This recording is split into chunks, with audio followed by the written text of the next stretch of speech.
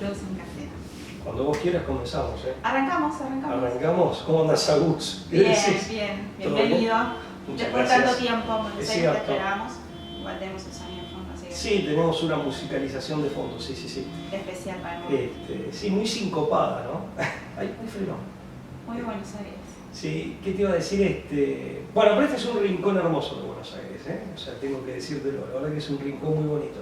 Pero bueno, aquí estamos y la idea es, por lo menos en esta primera conversación, conversar, me habías propuesto hablar sobre Gramsci. Sobre el amigo Antonio. Antonio Gramsci, así es. Y seguramente, bueno, mucha gente que sí tenemos suerte y esperemos que sí, que quiera seguir o quiera, no sé, quiera acompañarnos en esta conversación que está siendo grabada, seguramente ya saben quién fue Antonio, pero puede ser que haya gente que no. Entonces, Sí, o un conocimiento superficial o de su historia. Yo creo que lo más interesante es poder ver la influencia que ha tenido o que podemos ver hoy en nuestra sociedad argentina, en el mundo.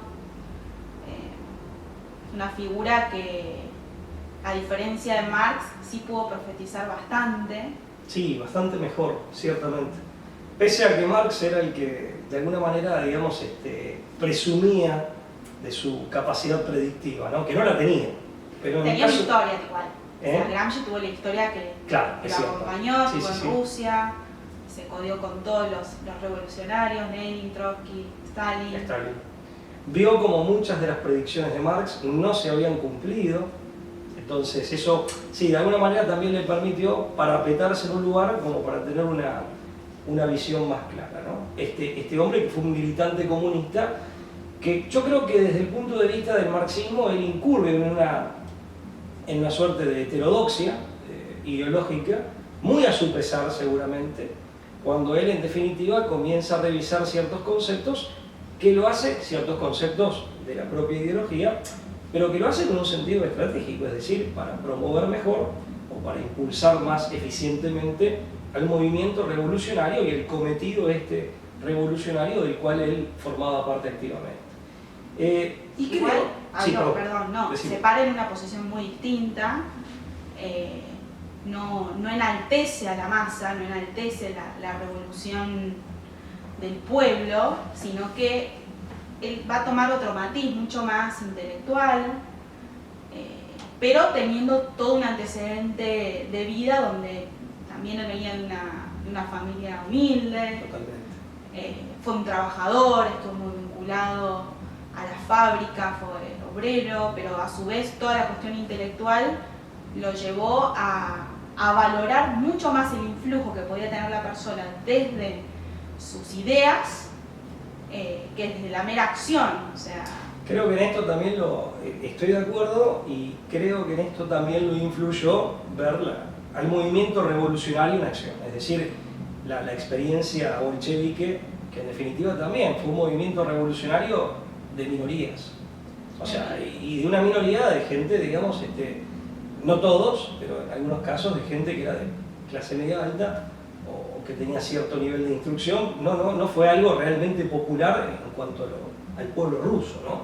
no, O sea, complicado. Por eso él dice, o sea, yo antes creo de que... la toma del poder político, tenemos que trabajar sobre la sociedad civil. Efectivamente. No es a la inversa, viste que Sí, Marx, él lo lleva a revisar todo en eso. realidad se revisa todo. Primero Marx, que decía la infraestructura, las relaciones económicas, trabajamos sobre eso, lo tiramos para abajo y después todo lo demás cae. Sí, cae. Como una relación de causa-efecto. Porque es un economicismo. En el fondo es un economicismo, ¿no? Pero él, en definitiva, al diseñar o al pergeñar, al advertir que es necesario una revolución cultural que, como bien decías vos, opera en el campo de la sociedad civil para lograr la hegemonía, esa hegemonía idiosincrática propia de los factores de poder en la sociedad civil, y a eso él le llamaba hegemonía. En definitiva, en este cambio de estrategia para allanar el camino de la revolución finalmente política, ahí sí al estilo de la dictadura de la revolución del proletariado, dictadura del proletariado, pero en definitiva, al plantear esta estrategia termina siendo una revisión de los propios conceptos marxistas. Y como bien decís vos, hay dos cosas que entran en crisis, es cierto. Una ya lo dijiste, que es que él pensaba en ese sentido era mucho más, si se quiere, elitista, ¿no? Esta idea de la vanguardia, de los intelectuales como vanguardia del movimiento revolucionario, que primero se abocan a la revolución cultural.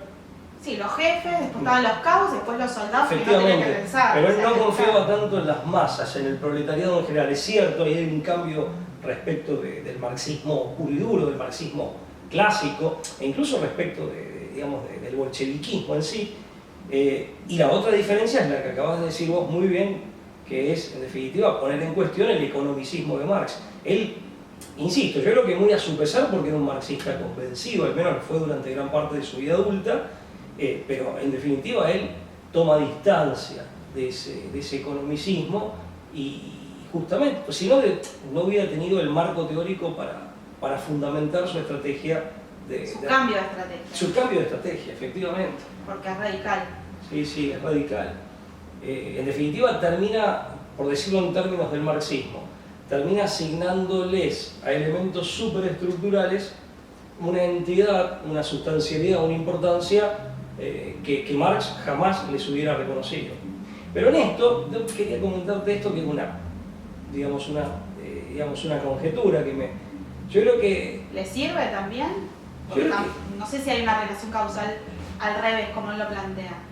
Porque él trabaja mucho sobre la revolución cultural, sí, las ideas, después viene la toma del poder político, y en paralelo o circunstancialmente se va dando también las relaciones económicas comienzan, según su visión, a seguir el mismo camino. Pero ¿qué vemos hoy?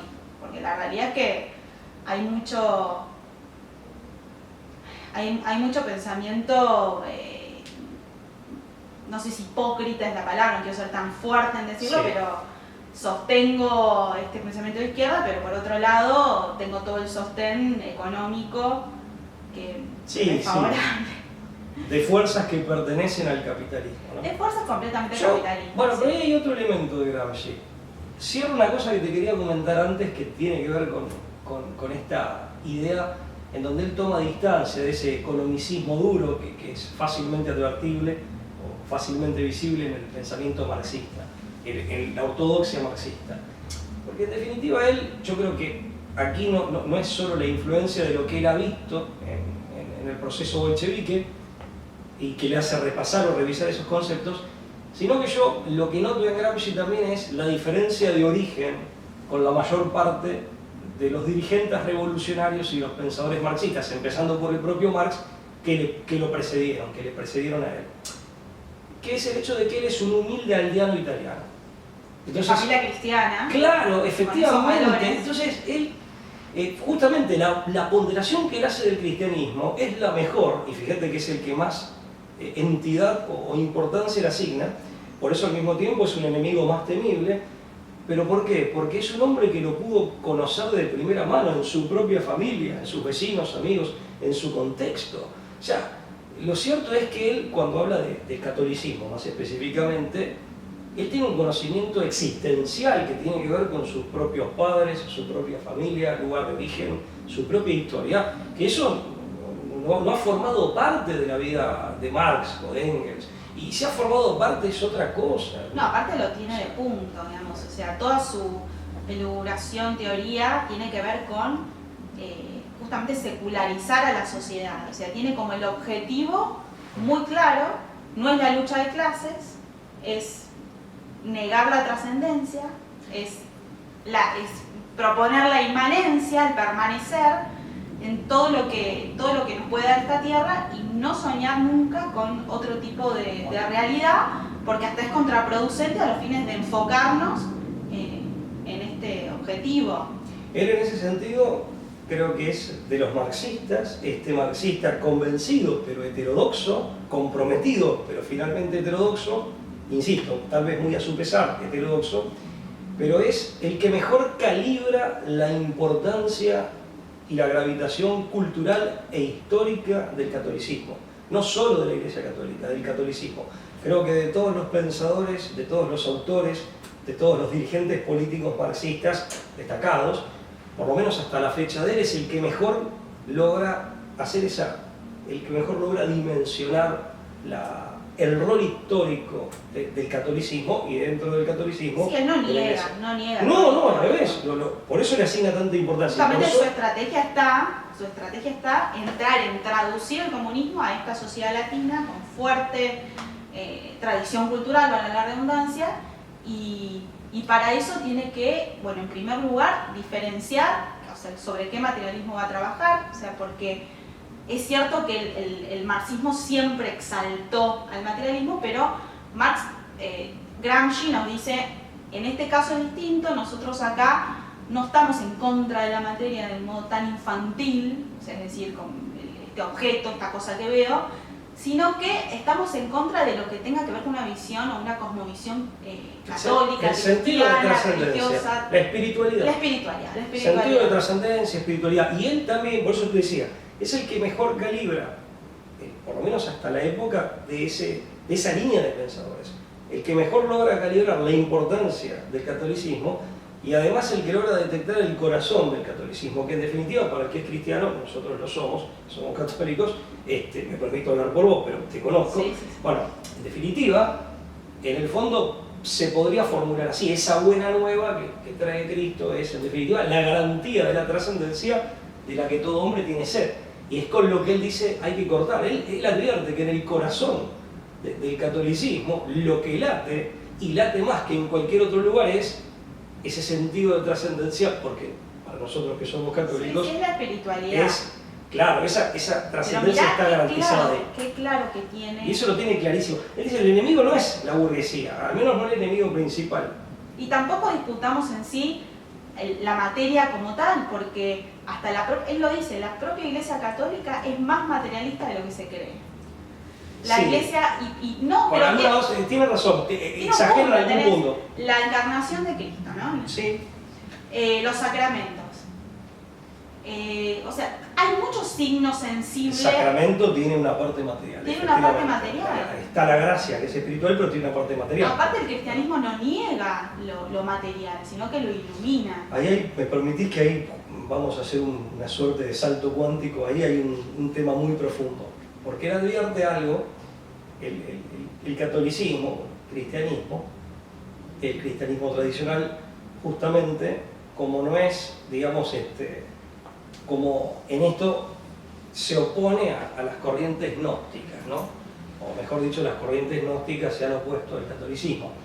Porque el catolicismo, si bien es espiritualista, como bien decís vos, no niega ni rechaza la materia, no la considera obra de un demiurgo satánico, correcto, como las corrientes gnósticas, y la trae. De hecho, fíjate que incluso ciertos textos bíblicos hablan nos muestran o nos hablan a futuro, como profecía, de una transfiguración de la materia, ¿no? O sea, como que desembocaríamos todos en la eternidad, nuevos cielos, nuevas tierras, o sea, cuando Cristo resucita con cuerpo, ¿no? O sea, no, sí, la propia o sustancia sea, del hombre tiene cuerpo y alma, claro. Cuerpo y alma, sí. Y ahí él lo advierte eso siendo un hombre ateo, pero acá un poco el juego de ideas es, en el fondo, me acordaba, el cristianismo tiene eso desde lo espiritual, esto de traer a la materia, ¿no?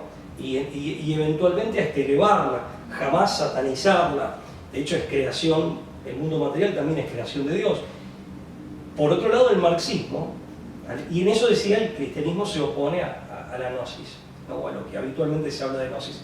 El marxismo tiene elementos gnósticos en su materialismo a través del hegelianismo, porque le atribuye a la materia ciertas propiedades de la divinidad, tal como la gnosis entiende la divinidad. O sea, es una absolutización de la materia, pero que en esa absolutización le atribuye propiedades divinas a la materia, y él, que en eso es un marxista un materialista más consecuente, que dice, fíjate vos, te dice que ese materialismo tiene una cierta ingenuidad también, ¿no?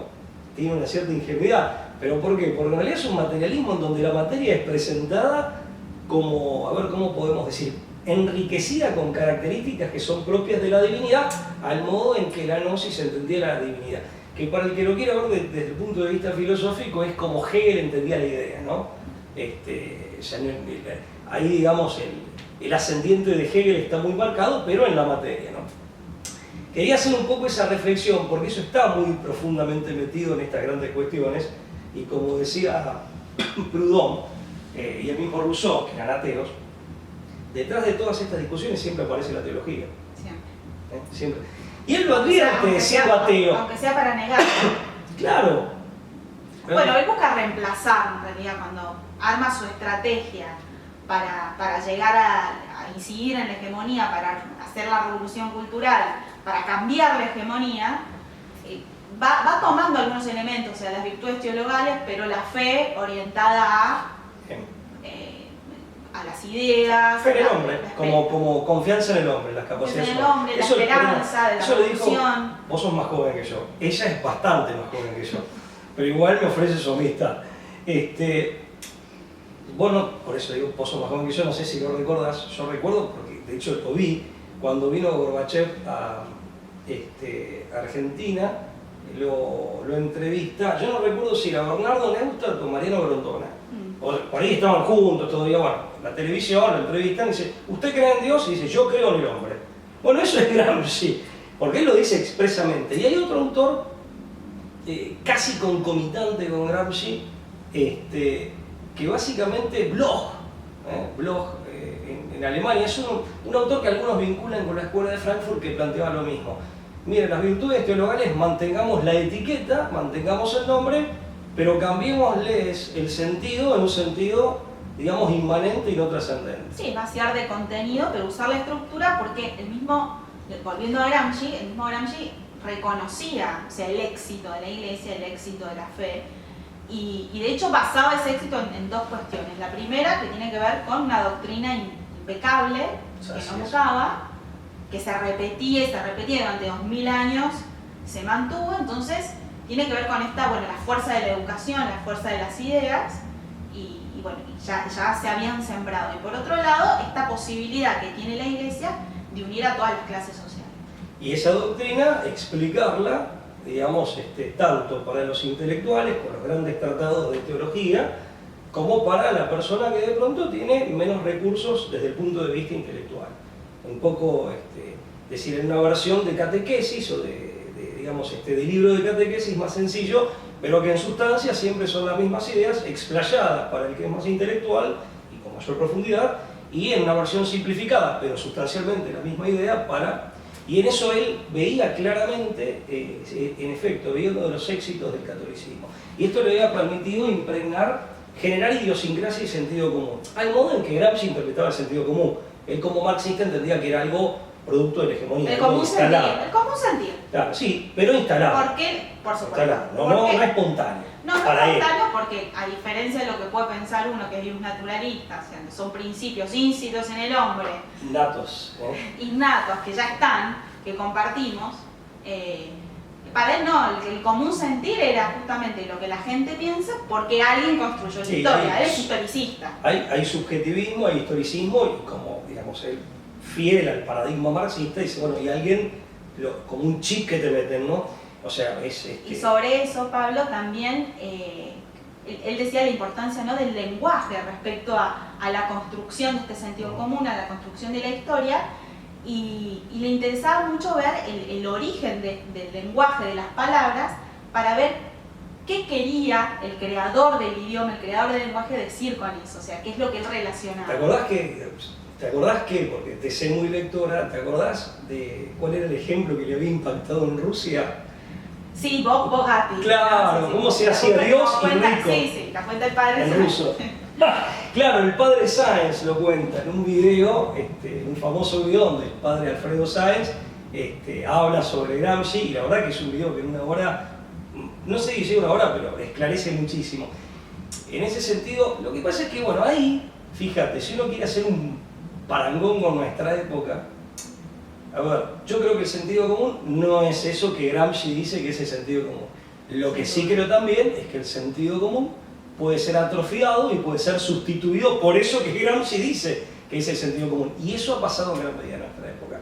O sea, que como bien decía Heidegger, y yo por ahí a riesgo de ser repetitivo, pero insisto en esta idea porque me parece un buen diagnóstico de nuestro tiempo, y más ahora que en la época de Heidegger, o los años de Heidegger, nosotros vivimos en una época de impostura, de disimulo y de sustitución de realidades esenciales. Entonces, el sentido común, tal como lo entendía Aristóteles y lo ha entendido el pensamiento cristiano, que vos lo definiste muy bien, creo que en nuestra época, creo que el sentido común auténtico es ese, pero en nuestra época ha sido sustituido por el sentido común tal como Gramsci lo entendía, más allá del grupo de poder que lo maneje. O sea, como que ese viene y sustituye porque atrofia al natural que es en el que Gramsci no creía, ¿no? Sí, lo que pasa es que se choca con la realidad, siempre tenemos lo mismo. Por supuesto. Una cosa es un sentido común que trata de conocer las cosas, de verlas tal cual son, Tal cual. y de hecho a veces la realidad se impone. Viene por sus propios fueros. Claro. Había que dice, la verdad viene por sus propios fueros. No me acuerdo quién lo decía, pero es cierto. Tal Se cual. impone y bueno, y ahí es donde hoy por hoy, cuando vemos estas ideologías que se han instaurado, que se pretenden defender a toda costa, muchas veces chocan, clásico ejemplo, si hablamos de ideología de género, el cambio de autopercepción para tener determinados beneficios como una jubilación anticipada o que se ha dado en el norte argentino. Sí, hubo un caso, sí. Y Caso ahí, que ahí uno ocupado puede por ver, o sea, como en el extremo los diarios, uno los puede ver el diarios. ridículo. Lo que pasa es que cada vez se hace más y más fuerte, yo creo que está teniendo su éxito. Por supuesto, ¿no? Porque aparte, a ver, uno dice la verdad se impone por sus propios fueros, por sus propias fuerzas, sin ningún lugar a dudas, pero es cierto que en El que definitiva, está ciego y no quiere ver, no. claro, por aquello que decían nuestras abuelas de que no hay peor ciego que aquel que no quiere ver, y además cuando la realidad viene normalmente a devolverte o a instalarse pese al desconocimiento que has hecho de la misma, tiene costo, ¿no? A veces viene con un cachetazo, te propina un golpe, o te hace dar la cabeza contra la pared, ¿no? Otra expresión muy común, por lo menos aquí en Argentina, esto de darse la cabeza contra la realidad. O sea, viene sin delicadeza, ¿no? Cuando viene la realidad y viene, en el sentido de que se manifiesta y se impone por su propia fuerza. Sí, tiene costo, existencialmente tiene costo para los hombres, pero en esto hay un triunfo de Gramsci. Yo creo que sí, bueno, el vaciamiento de esos conceptos que en el fondo son espirituales y que remiten a la otra vida, porque uno dice, un sentido de trascendencia es, en definitiva, decir, miren, acá esta vida es propiciatoria, preparatoria, transitoria desde ya, pero es propiciatoria de la otra vida que es la verdadera, que es eterna, bueno, es ingresar en la eternidad. Eso en gran medida es cierto, que mucha gente se ha perdido completamente. Y muchos conceptos, si bien tienen un origen espiritual, religioso y asociados con esa otra vida, es cierto que han quedado como desligados de ese sentido originario, lo han extraviado. De una manera muy sutil. Mira, yo me acuerdo, y ahí creo que ha habido una labor inteligentemente desplegada, ¿no? Inteligentemente, pero desde ya, aviesamente. Sí, programada. Sí. Yo recuerdo de una autora que era comunista, colega nuestra, era abogada, neoyorquina, Isabela o Bella Dodd, de los años 20, 30, 40, 50, italoamericana. Ella perteneció al Colegio de Abogados de Nueva York, pero era militante del Partido Comunista Estadounidense en la clandestinidad. Y en un momento dado esta mujer, se va, se arrepiente, se va, digamos, retoma la senda del catolicismo en el que había sido formada de chica. Hay dos o tres cosas. Denuncia. Claro, eso te iba a decir. Ese es Y esa denuncia en las famosas, que también son muy discutibles, pero el famoso comité, creo que era en el Senado de los Estados Unidos en los años 50, de actividades antinorteamericanas, insisto, muy discutido por el macartismo, bueno, es otro tema y ameritaría otra charla, ¿no? Pero ella la citan como un testigo de privilegio, ya que había militado y había sido dirigente del Partido Comunista durante 20 años. Había manifestado mucho en un libro, Escuela de Oscuridad, School of Darkness, que ella había escrito. Y ella dice, miren, una estrategia que nos planteamos en un momento era infiltrar seminarios. Metimos un montón de chabones en seminarios y le preguntan, pero ¿y esa gente qué pasó? ¿Se ordenaron sacerdotes? Y ella dice abiertamente, dice, no, hoy muchos han llegado a ser obispos. Esto lo decía en los años 50, ¿no? Han llegado a ser altos dignatarios de la iglesia, ocupar los cargos de tales. Entonces, y eso es gramsciano. No, sí, tiene total correlación con la estrategia de Gramsci. O sea, Gramsci en eso era bastante maquiavélico. Eso, bueno, me escribe El Moderno Príncipe. El Moderno ¿no? Príncipe. Es un El Partido Comunista. Sí, claro, es un neo-maquiavelismo, sí, totalmente. Así que las alianzas pueden ser con cualquiera, o sea, todo lo que me permita a mí tener una incidencia y corromper, porque él busca, claro, las dos etapas, la destrucción y después la construcción. Entonces, lo primero, y se dedica principalmente a destruir el régimen hegemónico instaurado. Entonces, van a tener las infiltraciones que vos decís. O sea, romper el prestigio. El prestigio.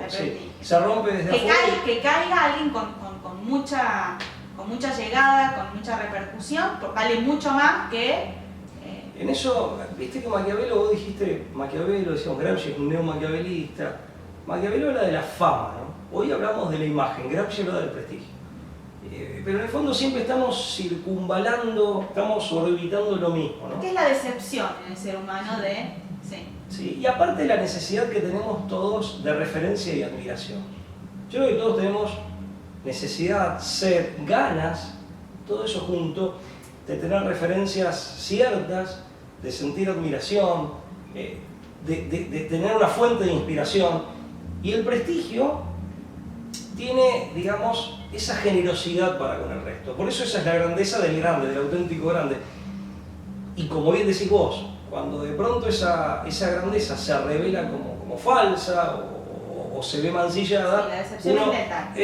Es letal, bueno, la definiste, la calificaste, es letal. Es letal y puede desmoralizar a millones de personas en su vida privada, en lo que toca su vida privada y eventualmente en lo que hace a nuestra actuación, como si sos miembro de un culto, vamos a suponer del catolicismo, como feligrés, si sos miembro de una comunidad política como ciudadano. O sea, esas decepciones tienen un costo enorme. Vos las calificaste letal, dijiste.